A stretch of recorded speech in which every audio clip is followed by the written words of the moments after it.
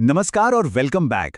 Part 1 में हमने ये समझा था कि स्मार्ट मनी किसी स्टॉक में खरीदारी की शुरुआत कैसे करती है। आज हम बात करेंगे उस फेज की जो शायद उससे भी ज्यादा जरूरी है, जिसे कहते हैं कंटिन्यूएशन फेज। क्योंकि बड़ा पैसा सिर्फ शुरुआत पकड़ने से नहीं बल्कि इस कंटिन्यूएशन को समझने से बनता है। तो चलिए इस साइलेंस के पीछे की कहानी को डिकोड करते हैं। सबसे पहला और सबसे बड़ा सवाल यही है कि अगर स्मार्ट मनी की बाइंग शुरू हो गई है तो स्टॉक एक रॉकेट की तरह सीधा ऊपर क्यों नहीं चला जाता? वो हफ्तों या कभी-कभी महीनों तक एक ही दायरे में क्यों फंसा रहता है?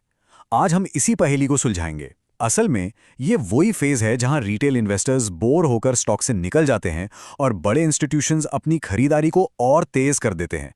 इसे समझने के लिए हमें एक जासूस की तरह सोचना होगा। हमें चार्ट्स पर छिपे हुए 4 ऐसे सुराग ढूंढने हैं जो होते तो सबके सामने हैं, पर ज्यादातर लोगों की नजर उन पर पड़ती नहीं।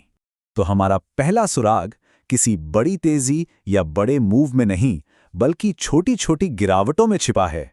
बाहर से देखने पर स्टॉक शायद आपको बिल्कुल शांत लगेगा कि कुछ हो ही नहीं रहा है, लेकिन अंदर ही अंदर उसका पूरा स्ट्रक्चर बदल रहा होता है।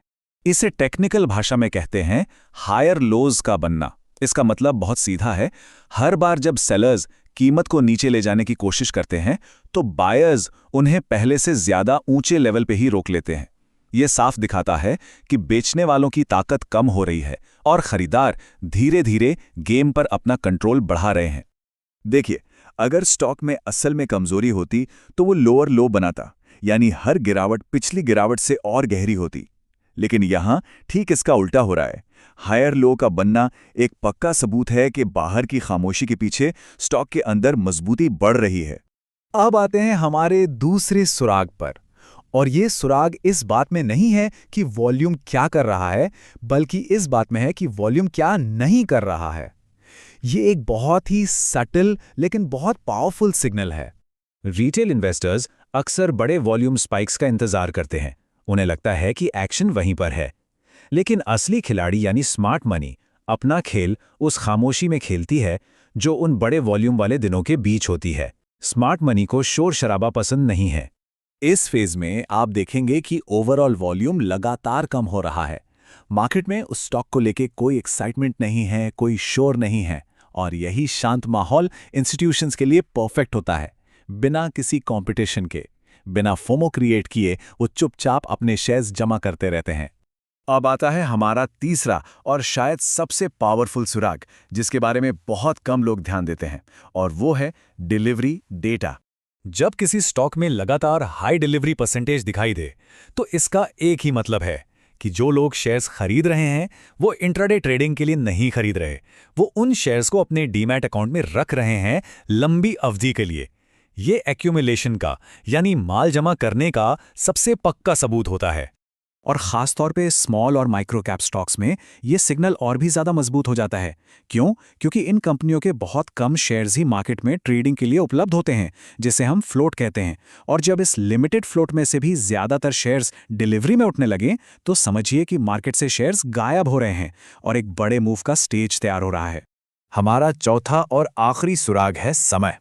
और ये उन इन्वेस्टर्स के लिए सबसे बड़ा ट्रैप हो सकता है जिनमें धैर्य यानी पेशेंस की कमी है।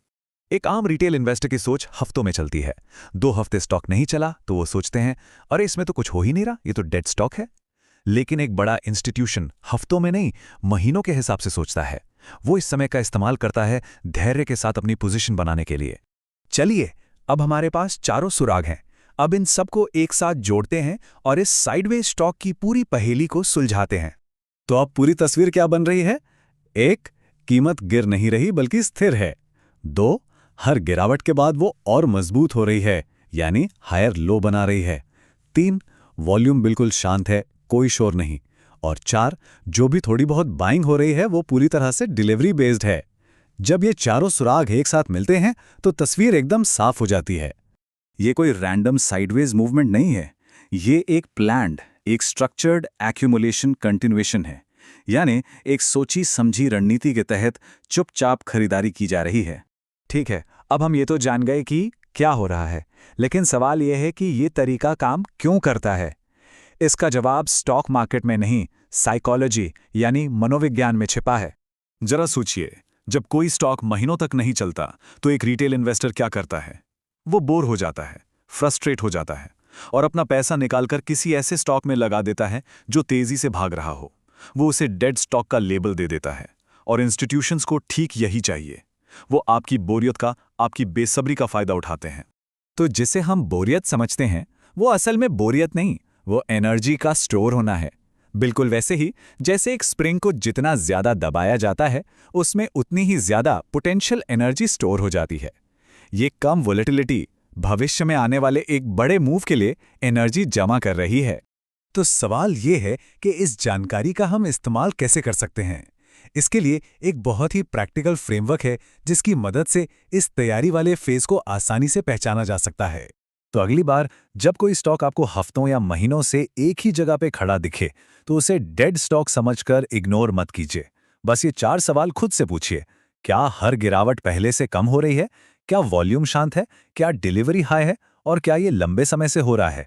अगर ज्यादातर सवालों का जवाब हाँ है तो वो स्टॉक डेड नहीं बल्कि एक बड़े मूव की तैयारी कर रहा है।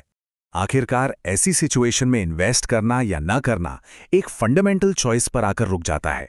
ये हर इन्वेस्टर का अपना फैसला होता है। यहां 2 रास्ते हैं, एक ब्रेकआउट का इंतजार करना और भीड़ के साथ महंगे दाम पर खरीदना। ये सुरक्षित महसूस होता है लेकिन रिवॉर्ड कम होता है। दूसरा रास्ता है इन सुरागों को पढ़कर भीड़ के आने से पहले ही अपनी पोजीशन बनाना। ये अनिश्चित लग सकता है लेकिन अगर एनालिसिस सही निकला तो रिवॉर्ड बहुत बड़ा होता है। तो हमेशा एक बात याद रखिए, मार्केट में बड़े मूव्स शोर में पैदा नहीं होते, वो हमेशा खामोशी में पैदा होते हैं। जो फेज सबसे ज्यादा बोरिंग लगता है अक्सर वही सबसे ज्यादा कीमती होता है।